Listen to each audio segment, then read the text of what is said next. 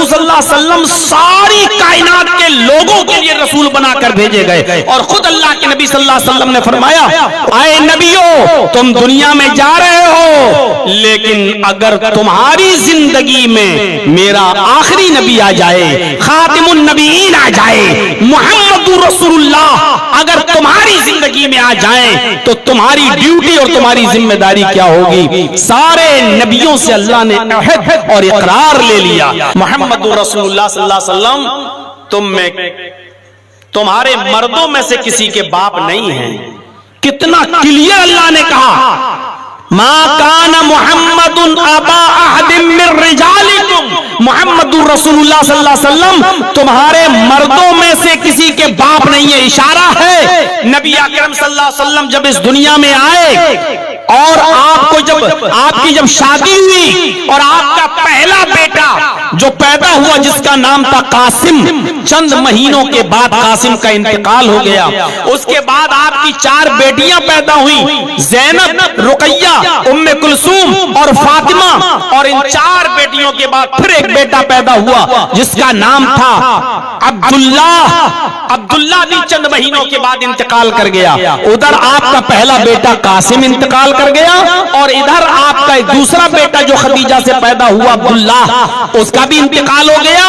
और फिर एक बेटा मुहम्मदुर रसूलुल्लाह का मारिया किप्तिया के बदन से पैदा हुआ, मारिया किप्तिया के बदन से, जिसका नाम था इब्राहिम।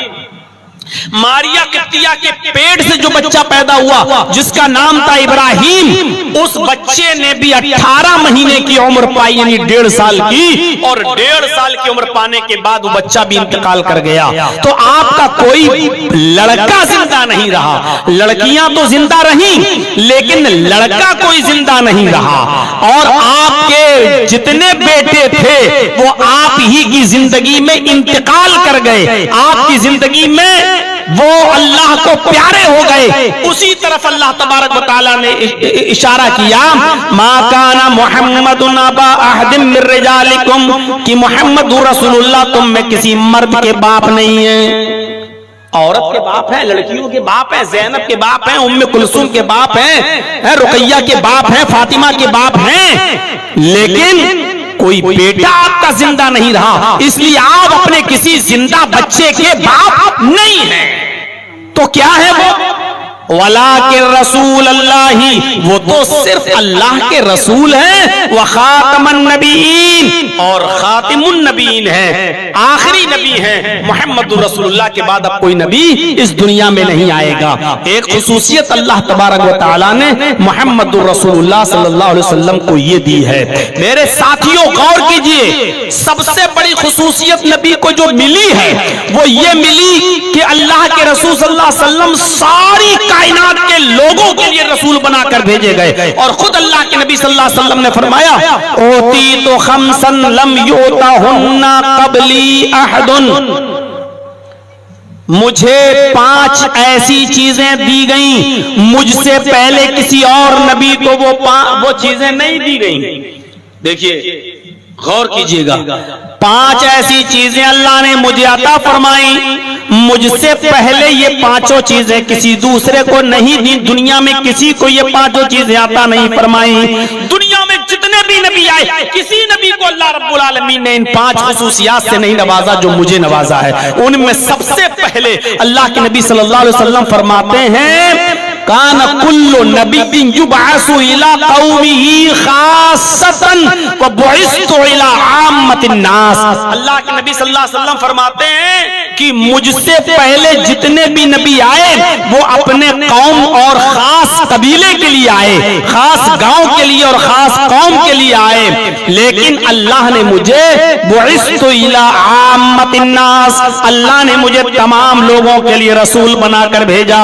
मुझे रिसालत आम माता फरमाई, मैं तमाम कायनात के लोगों के लिए रसूल बनाकर भेजा गया हूं। पहली चीज। और दूसरी चीज अल्लाह ताला ने क्या दी मुहम्मद रसूलुल्लाह सल्लल्लाहु अलैहि वसल्लम को? उहिल्लत लियल गनाइम वलम तुहल्ल लिअहदिन क़ब्ली। अल्लाह के नबी सल्लल्लाहु अलैहि वसल्लम ने फरमाया, मुझे अल्लाह ताला ने मेरे लिए माले गनीमत को हलाल करार दिया है।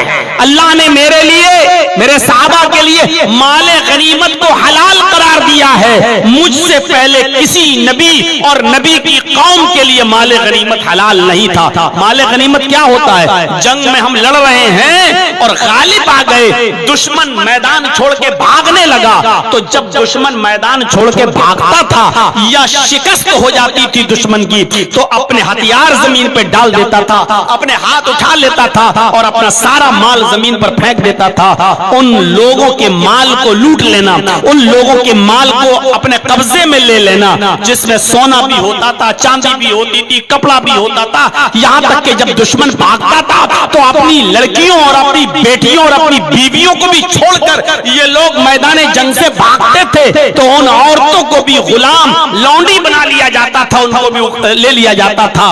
और माले गनीमत में जो माल मिलता था वो सब मेरे भाइयों सहाबा किराम में बराबर बराबर तकसीम होता था। तो अल्लाह के रसूल से पहले जितने भी नबी आए, किसी भी नबी पर माले गनीमत हलाल नहीं था। ये जंग में लूटा हुआ माल और जंग में हासिल किया हुआ माल किसी और नबी की उम्मत के लिए जायज नहीं था, हलाल नहीं था। अल्लाह के नबी फरमाते हैं कि अल्लाह ताला ने इस माले गनीमत को मेरे और मेरी उम्मत के लिए हलाल करार दिया है। दो चीजें हो गई। तीसरी चीज अल्लाह के नबी सल्लल्लाहु अलैहि वसल्लम ने फरमाया, नबी आकरम सल्लल्लाहु अलैहि वसल्लम ने फरमाया कि मेरे लिए रूए जमीन सारी की सारी रूए जमीन पाक बना दी गई है। पाक जुइलत लियल अर्जु तय्यबन व तहूरन व मस्जिदन। अल्लाह के नबी सल्लल्लाहु अलैहि वसल्लम ने फरमाया कि पूरी की पूरी जमीन हमारे लिए पाक है, और पाक ही नहीं है, पाक करने वाली भी है। अगर आपको वुजू के लिए पानी नहीं मिलता है तो इसी जमीन की मिट्टी से आप तयम्मुम कर सकते हैं और पाकी हासिल कर सकते हैं। तो पाक मिट्टी पर तयम्मुम करके आप नमाज पढ़ सकते हैं। तो हमारे लिए रूए जमीन पाक कर दी गई और पाक करने वाली भी बना दी गई। वो मस्जिदन, और पूरी की पूरी जमीन हमारे लिए सजदा करने की जगह बना दी गई है। फअय्युमा रजुलिन अदरकतहु सलातु सल्ला हैसु कान। बस जिस आदमी के लिए, जिस मुसलमान के लिए नमाज का वक्त जहां हो जाए और उसको नमाज का वक्त पकड़ ले, यानी वो नमाज का वक्त मौजूद हो और नमाज का वक्त उसको मिल जाए और मस्जिद दूर हो, तो सल्ला हैसु काना, जहां पर वो मौजूद है उसी जगह पर वो नमाज पढ़ ले। हमारे लिए पूरी की पूरी रूए जमीन पाक कर दी गई है। ये तीसरी खुसूसियत अल्लाह के नबी जनाब मोहम्मद रसूलुल्लाह ने बताई, जो हमारे लिए है, किसी और नबी को अल्लाह ने ये खुसूसियत अता नहीं फरमाई। और चौथी चीज अल्लाह के नबी सल्लल्लाहु अलैहि वसल्लम ने फरमाई, नुसिरतु बिर्रुब मसीरत शहरिन। मेरे लिए अल्लाह ताला ने रोब के जरिए मेरी मदद की है। मेरा दुश्मन 1 महीने की मसाफत पर होता है, 1 महीने की दूरी पर होता है। इतनी दूरी पर भी मेरा रोब, मेरा दबदबा उसके दिल में हैबत मचाने लगता है, जलजला पैदा कर देता है, कांपने लगता है। यानी दुश्मन 1 महीने की दूरी पर है, 1 महीने की दूरी पर है दुश्मन, लेकिन इसके बावजूद वो मुझसे डरता है। यानी दुश्मन को मुझ तक आने में 1 महीना लगेगा। अगर वो घोड़े पर बैठकर या ऊंट पर बैठकर सफर करे तो 1 महीना लगेगा मेरे पास आने में। इतनी दूरी पर भी वो मुझसे कांपता है और थर्राता है। तो अल्लाह रब्बुल आलमीन ने ये रोब और दबदबा मुझे दिया है कि मेरा दुश्मन 1 महीने की दूरी से मुझसे डरता है और कांपता है। 4 चीजें। और 5वीं चीज अल्लाह के नबी सल्लल्लाहु अलैहि वसल्लम ने फरमाया, उतीतु शफाअह, अल्लाह रब्बुल आलमीन ने मुझे शफाअत का हक दिया है। यानी क़यामत के दिन कोई नबी किसी की शफाअत नहीं कर सकेगा। सारे नबी मना कर देंगे। आदम अलैहिस्सलाम मना कर देंगे, अय्यूब अलैहिस्सलाम मना कर देंगे, जकरिया मना कर देंगे, इब्राहिम मना कर देंगे, यूनुस अलैहिस्सलाम मना कर देंगे, और सब कहेंगे कि मेरे पास क्यों आए हो सिफारिश के लिए। हमसे दुनिया में ये खता हुई, हमसे दुनिया में ये मिस्टेक हुई, और मैं खुद परेशान हूँ और तुम मेरे पास आए हो कि शिफात करो, मैं शिफात नहीं कर सकता, तुम सब मुहम्मदुर रसूलुल्लाह सल्लल्लाहु अलैहि वसल्लम के पास जाओ, अल्लाह के नबी जनाब मुहम्मदुर रसूलुल्लाह ही शिफात करेंगे। तब सारे लोग मुहम्मदुर रसूलुल्लाह के पास आएंगे और नबी अकरम सल्लल्लाहु अलैहि वसल्लम से अर्ज करेंगे।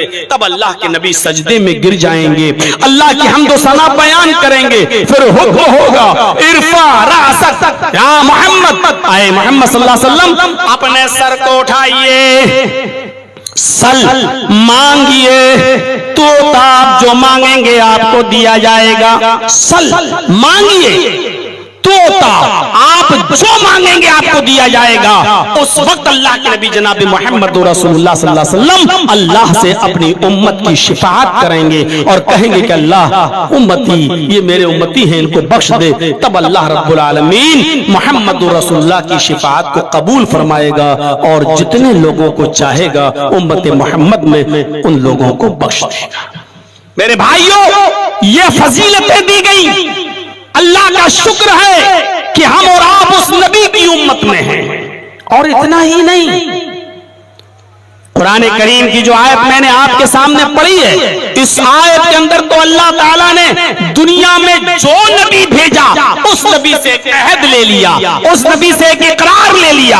आए पैगंबरों, आए नबियों, तुम दुनिया में जा रहे हो, लेकिन अगर तुम्हारी जिंदगी में मेरा आखिरी नबी आ जाए, खातिमुन नबीयीन आ जाए, मुहम्मदुर रसूलुल्लाह अगर तुम्हारी जिंदगी में आ जाए तो तुम्हारी ड्यूटी और तुम्हारी जिम्मेदारी क्या होगी? सारे नबियों से अल्लाह ने अहद और इकरार ले लिया। वइज़ा ख़ज़ल्लाहु मीज़ाक़न नबिय्यीन लमा आतैतुकुम मिन किताबि व हिकमा, जब अल्लाह ने एक अहद लिया, एक मीसाक लिया रसूलों से, नबियों से, जिनको किताब और हिकमत देकर इस दुनिया में भेजा था, अल्लाह ने उन तमाम नबियों से एक अहद लिया। क्या कहा? क्या है पैगंबरों, बताओ, सुम्मा जाअकुम रसूलुम मुसद्दिकुल लिमा माअकुम, आए नबियों, आए पैगंबरों, आए रसूलों, अगर तुम्हारी जिंदगी में मेरा रसूल आ जाए, वो उन चीजों की तस्दीक करे जो तुम्हारे पास है, जो तुम्हारे साथ है। मैं तुम्हें जो चीजें देकर, जो किताब और हिकमत देकर भेज रहा हूं, अगर वो उसकी तस्दीक करे तो तुम्हारी जिम्मेदारी क्या होना चाहिए? यानी अगर आखिरी नबी तुम्हारी जिंदगी में आ जाए तो तुम क्या करोगे? और फिर अल्लाह ने खुद उन तमाम नबियों से और रसूलों से कहा, आए नबियों, आए रसूलों, अगर तुम्हारी जिंदगी में आखिरी नबी आ जाए और तुम्हारी बात की तस्दीक करे, लतुमिनुन्न बिही, तो तुम सब उस नबी के ऊपर ईमान ले आना।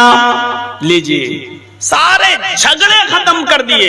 आए नबियों, तुम्हारी जिंदगी में मोहम्मद आ जाएं सल्लल्लाहु अलैहि वसल्लम, तुम्हारी जिंदगी में अगर आखिरी नबी आ जाएं तो तुम्हारी जिम्मेदारी ये होगी कि तुम्हें भी उसके ऊपर ईमान लाना होगा। और ईमान लाना ही नहीं, वला तंसुरुन्नहु, तुम्हें उसकी मदद भी करना पड़ेगी, तुम्हें उसकी मदद भी करना पड़ेगी। अक़ररतुम व अख़ज़्तुम अला ज़ालिकुम इसरी, क्या तुम मेरे इस अहद व पैमान का इकरार कर रहे हो? क्या तुम मेरी इस बात को गिरा बांध रहे हो? क्या तुम ऐसा करोगे? अक़ररतुम, क्या तुम इकरार करते हो इस बात का कि हाँ, आए अल्लाह, अगर तेरा आखिरी नबी मेरी जिंदगी में आ जाए तो हम उसके ऊपर ईमान भी लाएंगे और उसकी मदद भी करेंगे? क्या मेरे इस अहद व पैमान को पकड़ रहे हो मजबूती के साथ? कालू, जमा मुज़क्कर गायब का सेगा, सारे नबियों ने जो भी इस दुनिया में आया, सब ने अल्लाह के सामने इकरार किया कि अल्लाह अक़ररना, हम इकरार करते हैं कि हम उस नबी पर ईमान लाएंगे और उसकी मदद भी करेंगे। अल्लाह तबारक व तआला ने फरमाया, जब तुम इकरार कर रहे हो, उस नबी पर ईमान लाओगे और उस नबी की मदद भी करोगे, क़ाला फ़शहदू व अना मअकुम मिनश शाहिदीन, तो तुम सब गवाह बन जाओ, तुम सब गवाह रहो और मैं खुद भी गवाह हूं। यानी मेरे सामने तुमने इकरार किया कि तुम उस नबी पर ईमान लाओगे और उसकी मदद भी करोगे, मैं खुद इस बात पर गवाह हूं। ये मकाम ये मर्तबा कि सारे जो नबी इस दुनिया में आया अल्लाह ने उससे एक इकरार ले लिया, एक वादा ले लिया, अगर तुम्हारी जिंदगी में खातिमुन नबीन आ जाए, अगर तुम्हारी जिंदगी में रहमतुल लिल आलमीन आ जाए, अगर तुम्हारी जिंदगी में मेरा आखिरी पैगंबर पहुंच जाए, तो तुम्हें भी उस नबी के ऊपर ईमान लाना होगा, तुम्हें भी उसकी मदद करना होगी। मेरे प्यारे भाइयों, ये फजीलत अल्लाह रब्बुल आलमीन ने अगर किसी नबी को दी है, किसी पैगंबर को दी है, तो वो जनाबे मुहम्मदुर रसूलुल्लाह सल्लल्लाहु अलैहि वसल्लम को अता फरमाई है। हम खुश नसीब हैं कि उस नबी के हम उम्मती हैं, उस नबी के उम्मती हैं। अपने बिरादरान वतन की और अपने भाइयों की किताबों का अगर आप मुताला करेंगे, पढ़ेंगे, तो आप देखेंगे तौरात में तो नबी अकरम की पेशीन गोई मौजूद ही है, इंजील में तो है ही, भरी पड़ी हैं इन किताबों के अंदर पेशीन गोइयां, लेकिन अपने बिरादरान वतन, अपने भाइयों की किताबों में, जिस मुल्क में तुम रहते हो और जहां सबसे ज्यादा तादाद हमारे हिंदू भाइयों की है, इनकी किताबें भी अगर आप पढ़ेंगे तो इनकी किताबों के अंदर भी पेशीन गोइयां आपको मिलेंगी, भविष्यवाणियां आपको मिलेंगी। तो किताबें बहुत इंपॉर्टेंट हैं। जैसे कुरान की तफसीर होती है, कुरान की तफसीर, तफसीर इब्ने कसीर, तफसीर अहसनुल बयान, तफसीर कुर्तुबी, तफसीर खाजिन, जैसे कुरान की तफसीरें होती हैं, ऐसे ही हिंदू धर्म के अंदर वेदों की भी तफसीरें हैं।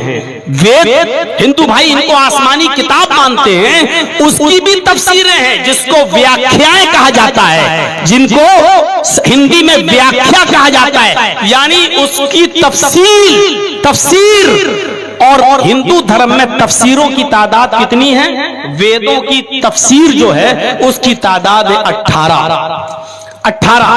जैसे हमारे और आपके यहाँ कुरान की सबसे ज्यादा मोतबर तफसीर इब्ने कसीर को माना जाता है, ऐसे ही हिंदू धर्म के अंदर वेदों की सबसे ज्यादा मोतबर तफसीर भागवत पुराण और कल्कि पुराण और भविष्य पुराण, इन पुराणों को माना जाता है। 18 पुराणों में भागवत पुराण, कल्कि पुराण और भविष्य पुराण, इन तीन को सबसे ज्यादा इंपॉर्टेंट किताबें और सबसे ज्यादा इंपॉर्टेंट तफसीर माना जाता है। इन तफसीरों में, इन व्याख्याओं में भागवत पुराण और कल्कि पुराण के मुताबिक 64,000 पैगंबर, 64,000 रसूल इस दुनिया में आए। लगभग कहा गया है तकरीबन 64,000। हमारे इधर भी कहा गया है 1 लाख, 1.25 लाख, 1,24,000, यानी कसरत उधर भी है और कसरत इधर भी है। उधर भी 64,000 और इधर भी बहुत से, गिनती नहीं मालूम है कि कितने नबी आए, लेकिन उनमें महान और बड़े रसूल 24 बताए गए हैं। 24। और आप ताज्जुब करेंगे कि मुहम्मदुर रसूलुल्लाह को अगर हटा दिया जाए, नबी अकरम को हटा दिया जाए, तो कुरान में भी 25 नबियों का नाम आया है। अगर मुहम्मदुर रसूलुल्लाह को हटा दिया जाए तो 24 रसूल, यानी हिंदू धर्म के अंदर 24 रसूल, 24 ऋषि, 24 पैगंबरों को महान बताया गया है, महान। और अंतिम ऋषि जो सबसे बाद में आएंगे वो 25वां होगा, वो आखिरी होगा, वो समुद्रादूत अर्बन होगा, वो खातिमुन नबीयीन होगा, लेकिन 24 महान रसूल बताए गए हैं। अगर कुरान आप पढ़ेंगे, कुरान में मुहम्मदुर रसूलुल्लाह का नाम अगर हटा दो तो मुहम्मदुर रसूलुल्लाह को छोड़कर 24 नबियों का जिक्र कुरान में भी आया है। अब आप देख लीजिए, भागवत पुराण और कल्कि पुराण में भी 24 महान रसूल और कुरान में भी 24 रसूलों का जिक्र। वेदों में, पुराणों में आखिरी नबी मोहम्मद को बताया गया सल्लल्लाहु अलैहि वसल्लम, वो 25वां। और यहाँ कुरान में मुहम्मदुर रसूलुल्लाह का नाम जोड़कर नबियों का नाम गिनोगे तो 25, यानी उधर आखिरी नबी 25वां होगा। और हम कुरान में 24 नबियों के बाद एक नाम और पाते हैं, और वो है मुहम्मदुर रसूलुल्लाह वल्लज़ीना माअहू अशिद्दाउ अलल कुफ्फारि रुहमाउ बैनहुम। मुहम्मद अल्लाह के रसूल हैं। अगर मुहम्मदुर रसूलुल्लाह को जोड़ लिया जाए तो 25 नबी।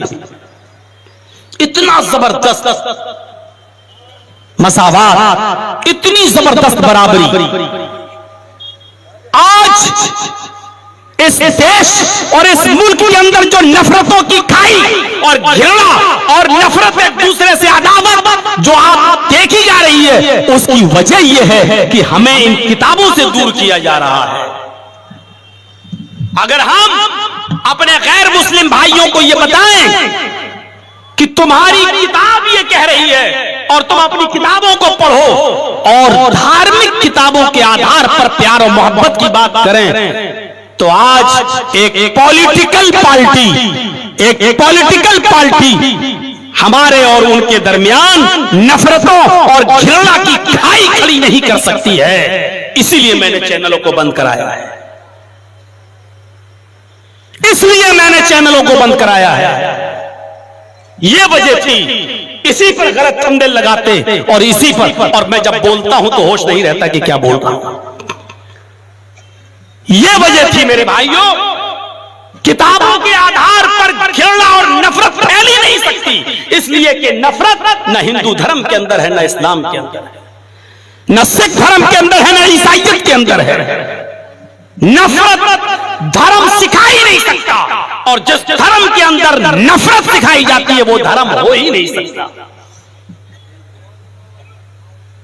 कोई कितना बड़ा साधु हो, इशारा मेरा समझिएगा, कोई कितना बड़ा संत हो, कोई कितना बड़ा धार्मिक से जुड़ा हुआ व्यक्ति हो, अगर वो लड़ाने की बात करता है, नफरत की बात करता है, घृणा की बात करता है, तो आप समझ जाइएगा कि उसने अपने धर्म का मुताला और अपने धर्म की स्टडी सही तरीके से की ही नहीं है, नहीं की। जरा बताइए तो सही, 25वां ऋषि आखिरी नबी बताया गया है, कल्कि उसका नाम बताया गया, कल्कि अवतार होगा। पढ़िए नालंद विशाल शब्द सागर नाम की dictionary, Sanskrit into Hindi dictionary, जिसमें कल्कि का जब अर्थ देखेंगे तो कल्कि का अर्थ होता है कलंक को मिटाने वाला, स्याही को मिटाने वाला। कल्कि यानी पाप ताप और गुनाहों को नष्ट करने वाला, जिहालत को मिटाने वाला, यह होता है कल्कि का अर्थ। और मोहम्मद रसूलुल्लाह सल्लल्लाहु अलैहि वसल्लम का एक नाम माही भी बताया जाता है हदीस की किताबों में। मुस्लिम शरीफ की हदीस, जुबैर इब्न मुतइम इस हदीस के रावी फरमाते हैं कि समअतु नबी सल्लल्लाहु अलैहि वसल्लम यक़ूल, मैंने मोहम्मद रसूलुल्लाह से सुना है, अल्लाह के नबी ने फरमाया, इन्ना ली आसमान, मेरे चंद नाम हैं, अना मुहम्मदुन, मेरा एक नाम मोहम्मद है, व अना अहमदु, मेरा एक नाम अहमद है, व अनल माही, और मेरा एक नाम माही है, यमहुल्लाहु बियल कुफ्र, अल्लाह मेरे जरिए नास्तिकता को, अधर्मियत को मिटाएगा, गुनाहों को मिटाने का काम, यानी मैं वो अमल, वो रास्ता और वो धर्म धार्मिक काम बताने आया हूं जिनको करने से गुनाह मिटते हैं, जिनके करने से गुनाह खत्म होते हैं। इसलिए मेरा एक नाम माही भी है, गुनाहों को मिटाने वाला। कल्कि का अर्थ संस्कृत में कल्कि और अरबी में इसको कहेंगे तो माही, मिटाने वाला। एक मंत्र पढ़ता हूं, इथ कलोग पराय जनेषु खरगर मिड़ी धर्मत्राय सत्वैन भगवानो दृश्यति। कलयुग के कुछ बीत जाने के बाद इथ कलोग प्राय जनेषु, जनेषु जब सारी जनता, सारी इंसानियत, सारी मानवता खरगर मिली जानवरों की तरह हो जाएगी। कलयुग के कुछ गुजर जाने के बाद, बीत जाने के बाद जब सारी जनता जानवरों की तरह हो जाएगी, इंसानियत मिट जाएगी, मनुष्यता खत्म हो जाएगी, मानवता नष्ट हो जाएगी, इंसानों में जानवरियत और हैवानियत आ जाएगी। धर्मत्राणाय, तब धर्म की रक्षा करने के लिए, तब धर्म की हिफाजत करने के लिए धर्मत्राणाय सत्वैन, और सत्य को स्थापित करने के लिए, सत्य को लागू करने के लिए, सच्चाई का प्रचार और प्रसार करने के लिए भगवान अवतरिष्यति, भगवान अवतार भेजेगा। पता ये चला कि भगवान स्वयं अवतार ग्रहण नहीं करता, ईश्वर स्वयं अवतार ग्रहण नहीं करता, भगवान अवतरिष्यति, भगवान अवतार भेजेगा। मतलब यह है कि भगवान अलग है और अवतार अलग है, यानी अल्लाह तब नबी भेजेगा, रसूल भेजेगा। कब भेजेगा? जब सारी जनता जानवरों की तरह हो जाएगी, जब सारी जनता, मानवता उसके अंदर से, इंसानियत उसके अंदर से निकल जाएगी, तब अल्लाह रब्बुल आलमीन यानी ईश्वर अवतार भेजेगा। आप ईमानदारी के साथ बताइएगा अरब के हालात कैसे थे। आप जरा पढ़िए, और मौलवियों की तकरीरें आपने बहुत सुनी होंगी। थोड़ी देर के लिए आप मरुस्थल पर नजर डालिए, मरुस्थल में अरब को बोल रहा हूं।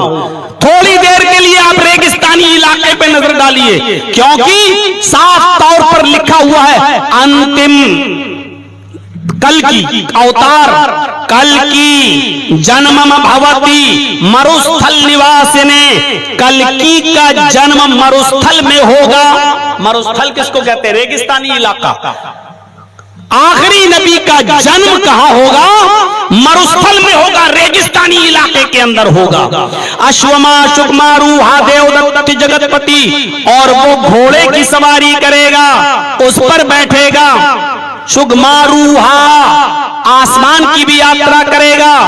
देवदत्त, वो घोड़ा उसको देवदत्त ईश्वर की तरफ से, अल्लाह की तरफ से मिलेगा। वो युद्ध में शिरकत करेगा, युद्ध में प्रवेश करेगा, और तलवारों से दुश्मनों का, नास्तिकों का दमन करेगा। लीजिए, यानी तलवारों से लड़ाई लड़ी जाती होगी उस दौर में, उस युग में आएगा। गौर करो, भागवत पुराण स्कंद 12 अध्याय 2 का मंत्र नंबर 16 मैंने आपके सामने पढ़ा है। स्कंद 12 अध्याय 2 मंत्र नंबर 16। वो कब आएगा? घोड़े पर बैठेगा, यानी घोड़े पर बैठने का प्रचलन होगा। और कहां आएगा? मरुस्थल यानी रेगिस्तान में आएगा, और उसमें जन्म लेगा, और घोड़े पर बैठकर तीर और तलवारों से युद्ध करेगा, नास्तिकों का दमन करेगा, धर्मियों का नाश करेगा, पापियों का नाश करेगा, जो नास्तिक हैं उनका दमन करेगा। गौर करो, तीर और तलवारों से युद्ध लड़ेगा। आज के जमाने में तीर और तलवारों से कौन लड़ाई लड़ता है? आज के जमाने में कोई तीर और तलवारों से युद्ध करेगा उसको बेवकूफ कहेंगे, पागल है। तीरों तलवारों से तुम युद्ध कर रहे हो।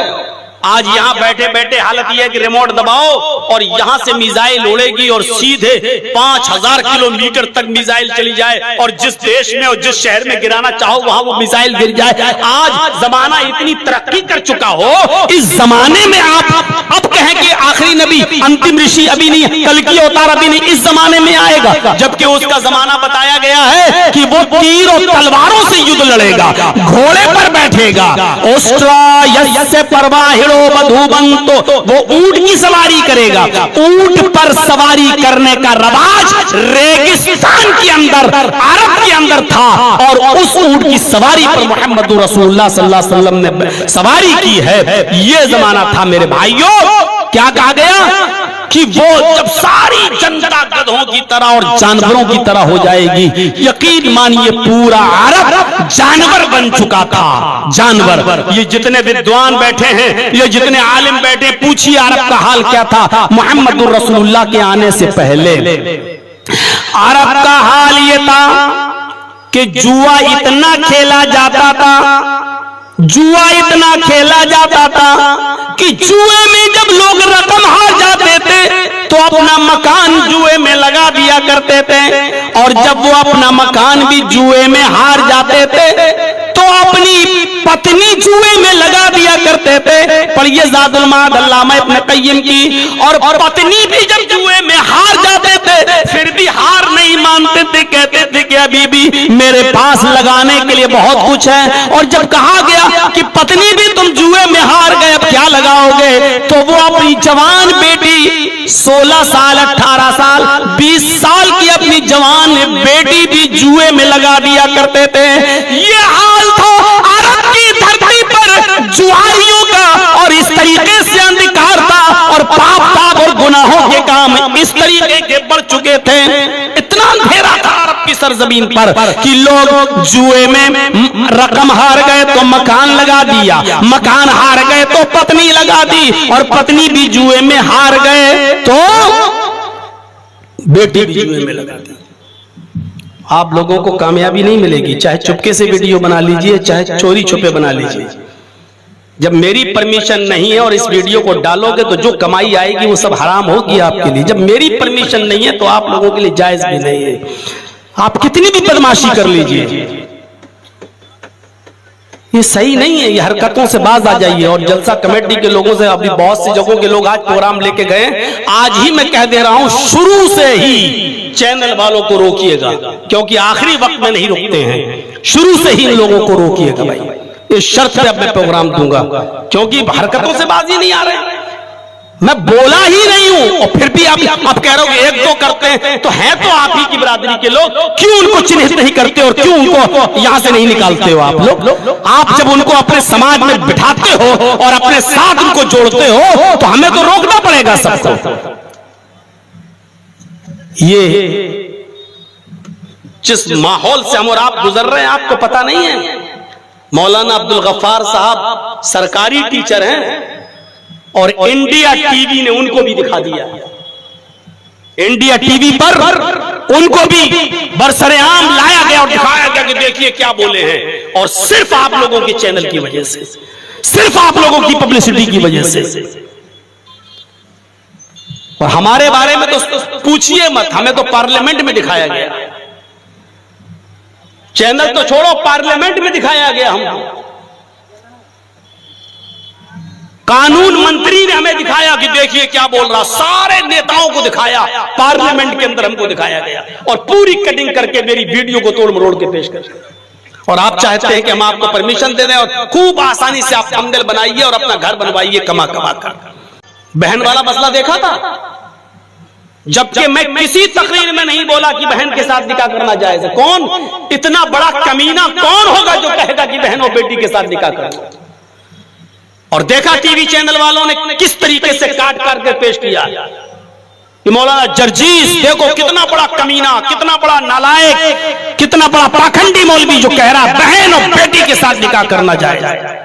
काट दिया, कटिंग करके दिखाना शुरू कर दी। कितना उछाला गया उसको, कितना। और जब मैंने अपने चैनल से पूरी वीडियो निकाल कर जब अपलोड की, तब उस हरामी ने और उस सुअर ने अपनी पोस्ट डिलीट की है, वरना पूरे हिंदुस्तान के अंदर बदनाम तो कर ही रहा।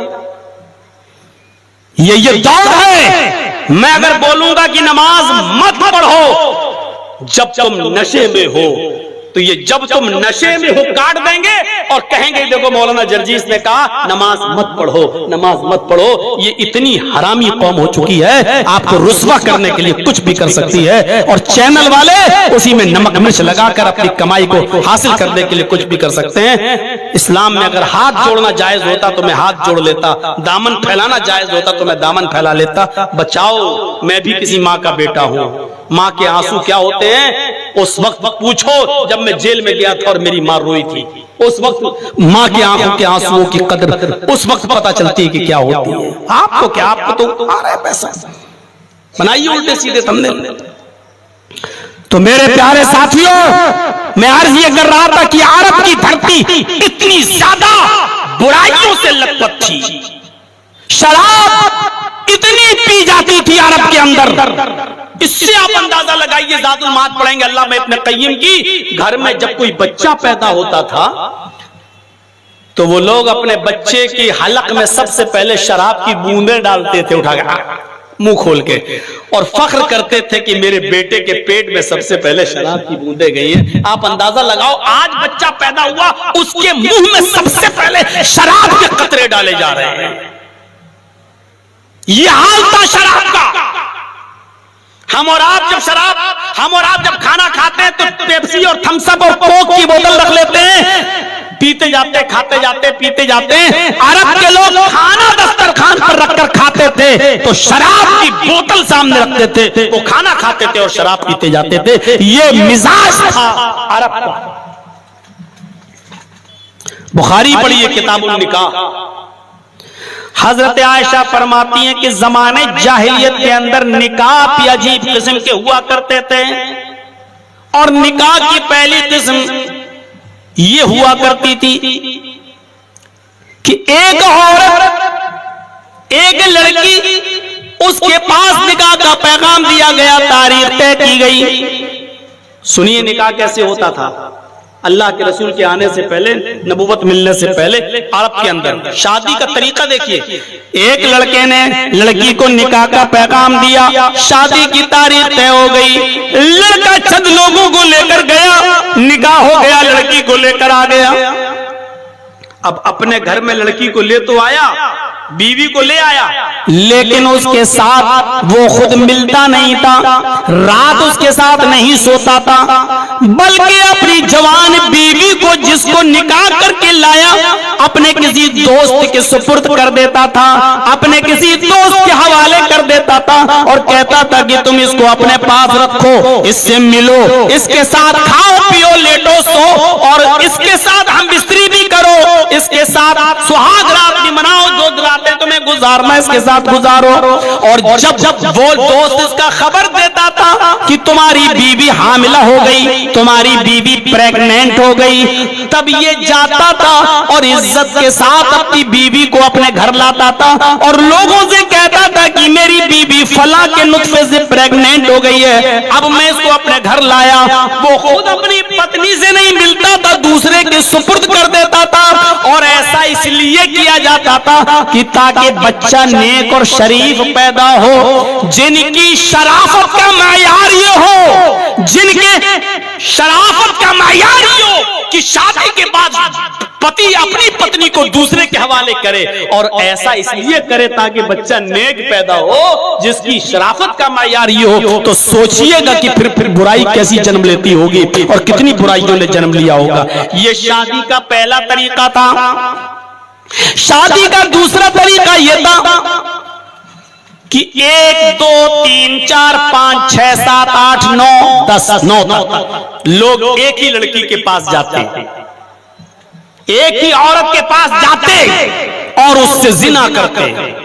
कोई आज चला गया, कोई कल चला गया, पूरे साल तक लोग उसके पास जाते रहते थे, लेकिन 3 से ज्यादा और 10 से कम, यानी 3 भी हो सकते हैं, 4 भी हो सकते हैं, 5 भी हो सकते हैं, 6 भी, 7 भी, 8 भी, 9 भी, 10 नहीं, 10 से कम और 3 से ज्यादा ये लोग उस औरत के साथ मिलते, उसके साथ जिना करते, उसके साथ सोते, और उस वक्त तक ये गलत काम उस औरत के साथ होता रहता जब तक कि उस औरत के कोई बच्चा पैदा नहीं होता। जब वो बच्चा पैदा होता तो वो सबको बुलाती, अगर 3 गए तो 3 को बुलाती, 4 लोग गए तो 4 को बुलाती, 9 गए तो 9 को बुलाती, जितने लोग उसके पास अब तक गए हैं उन सबको बुलाती और उन सब से कहती कि तुम लोग हमारे पास आए हो, तुम हमसे मिले हो, तुमने हमसे जिना किया है, तुमने हमारे जिस्म से खिलवाड़ किया है, तुम लोगों ने मुझे प्रेग्नेंट किया है, आज ये बच्चा मेरे पैदा हुआ है। वो लोग बैठे रहते, ये औरत उस बच्चे को उठाती और उतने लोगों में से जिसकी गोद में बच्चा रख देती, इतने लोगों में जिसकी गोद में बच्चा रख देती, जिसकी गोद में बच्चा पहुंच जाता वही उस बच्चे का बाप कहलाता और ये उसकी पत्नी कहलाती, ये उसकी बीवी कहलाती और वो उसका पति बन जाता और फिर वो उस लड़की को यानी औरत को और उसके बच्चे को लेकर अपने घर चला जाता था। ये शादी का दूसरा तरीका था अरब के अंदर। ये शादी का दूसरा, सब बुखारी के अंदर देखिएगा, ये वाकया किताबुल निकाह में मिल जाएगा, जमाने जाहिलियत के निकाह में।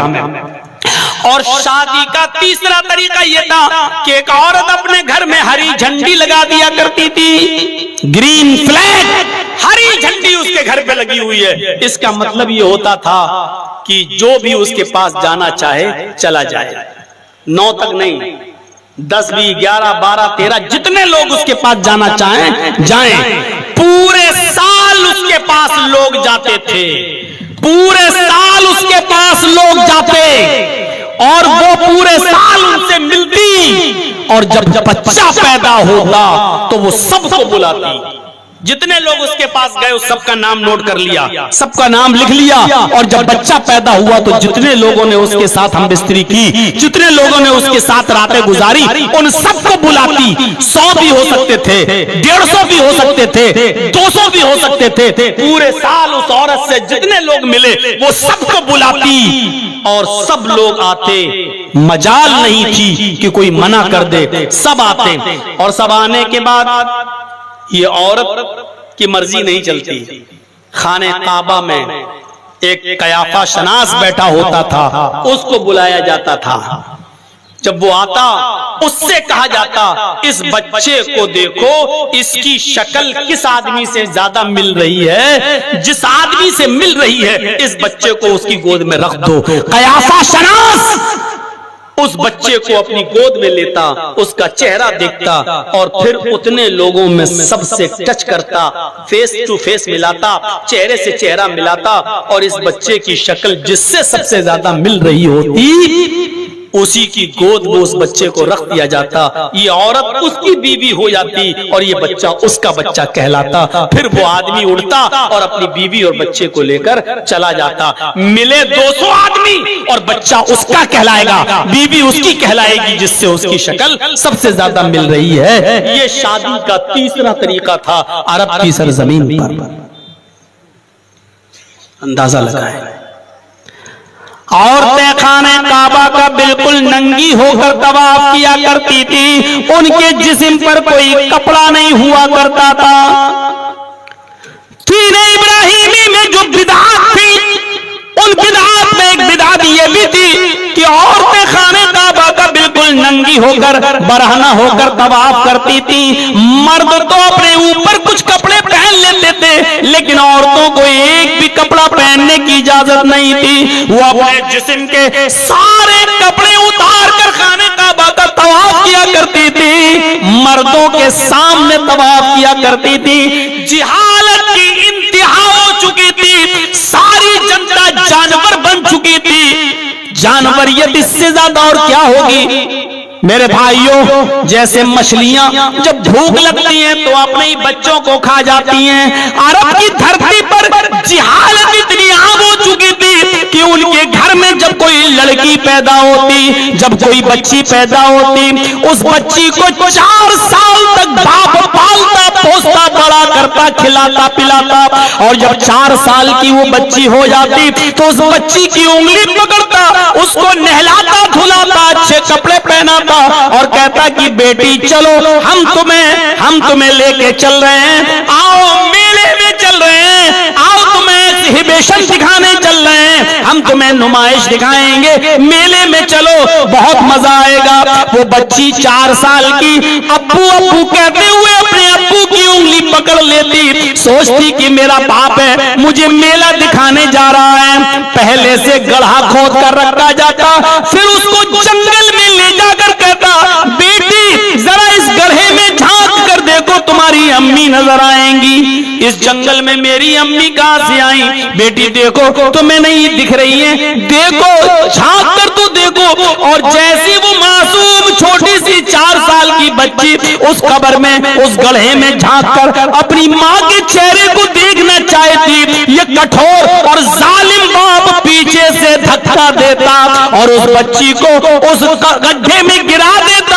ऊपर से मिट्टी पाटने लगता, मिट्टी ढोने लगता और पूरी की पूरी उस 4 साल की मासूम बच्ची को जिंदा दरगोर कर देता, जिंदा दफन कर देता था मेरे भाइयों। और उस वक्त तक उस कब्र के पास खड़ा होता जब तक कि उस लड़की की आखिरी चीख भी नहीं निकल जाती, उसकी सांसें बंद नहीं हो जाती और उसको यकीन नहीं हो जाता कि मेरी बेटी अब मर गई। उस वक्त तक उस कब्र के पास खड़ा रहता और फिर गांव में आता, समाज में आता, मोहल्ले में आता और शराब की बोतल पीकर नशे में कहता कि लोगों आज मैं अपनी 4 साल की बेटी को जिंदा दफन करके आया। फिर उसमें जश्न मनाया जाता और खुशी मनाई जाती।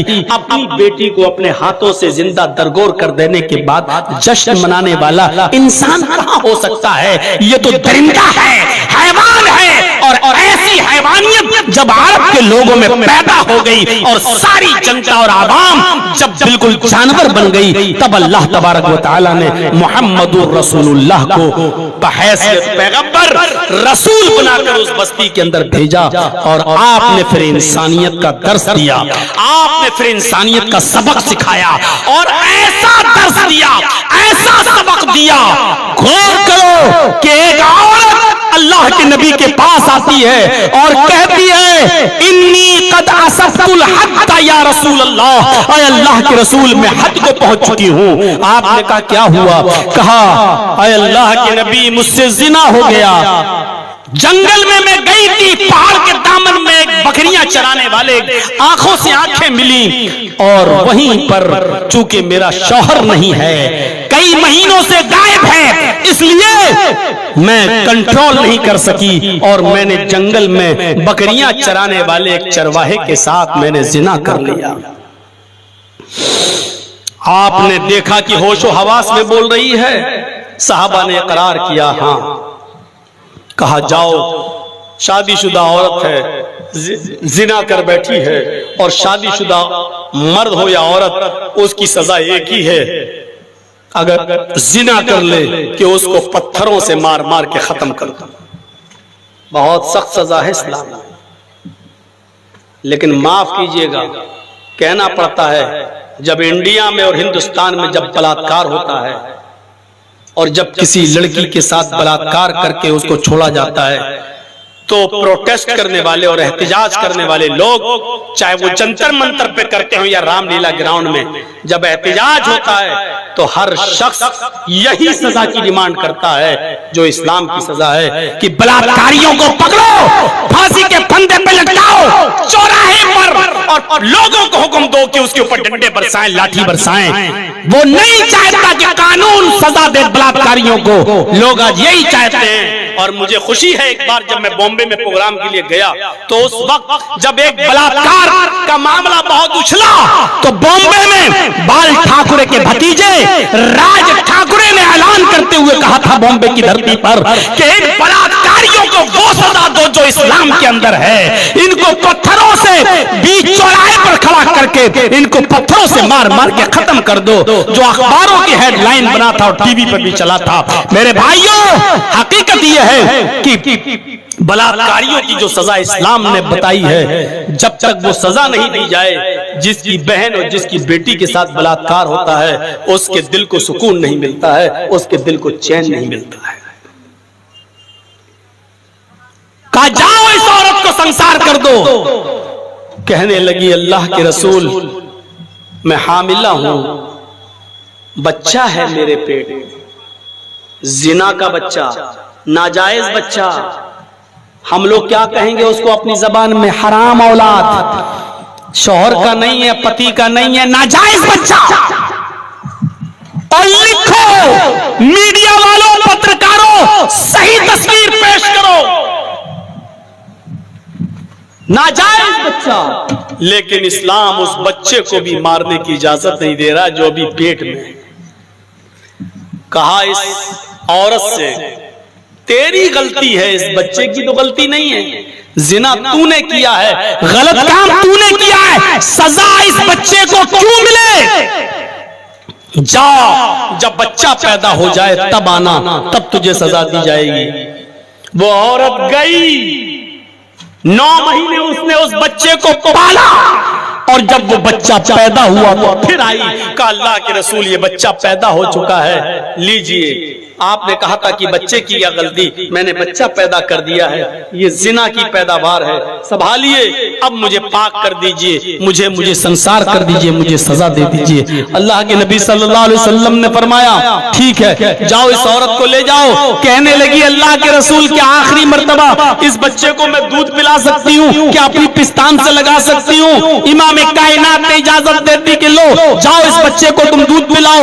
जब उस बच्चे को उस औरत ने दूध पिलाया, दूध पीने के बाद वो बच्चा हंसने लगा, उस औरत ने हंसते हुए उस बच्चे को मोहम्मद रसूलुल्लाह की गोद में दिया। अल्लाह के नबी ने उस बच्चे के होठों पर अपनी माँ की पिस्तान का चूसा हुआ दूध लगा हुआ देखा। आपने आवाज दिया औरत रुक जा, इस बच्चे की गिजा तेरी किस्तान में मौजूद है, इस बच्चे की गिजा मोहम्मद नहीं छीन सकता है। मैं कैसे इस बच्चे की गिजा छीन लूं जो तेरी किस्तान में। जा अभी इस बच्चे को लेकर अपने घर जा। कहने लगी फिर कब आऊं? फरमाया जब बच्चा दूध छोड़ दे और रोटी खाने लगे तब आना। जब बच्चा दूध छोड़ दे और रोटी खाने लगे तब आना। उसने जल्दी रोटी खाना सिखला दिया।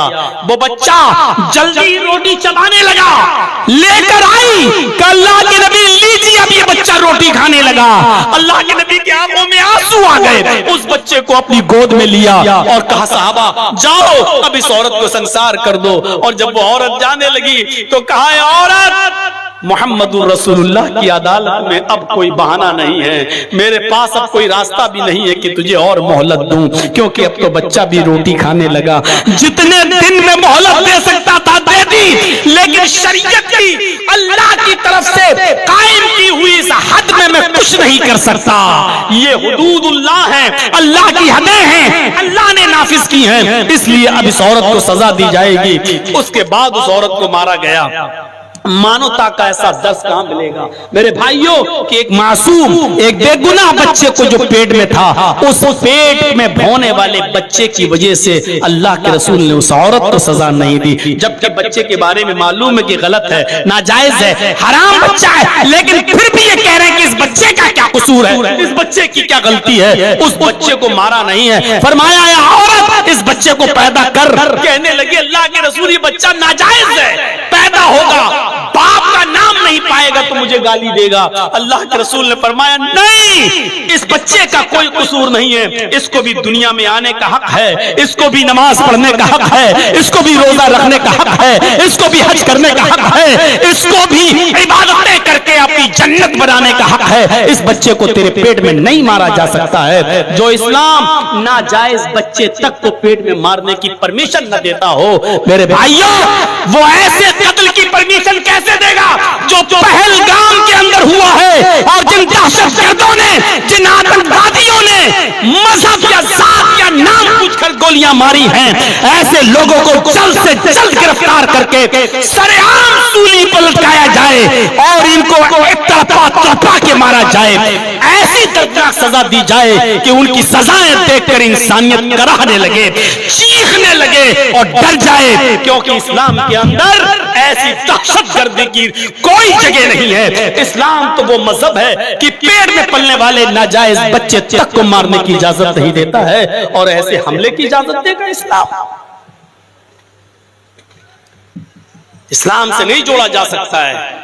कुछ गोदी मीडिया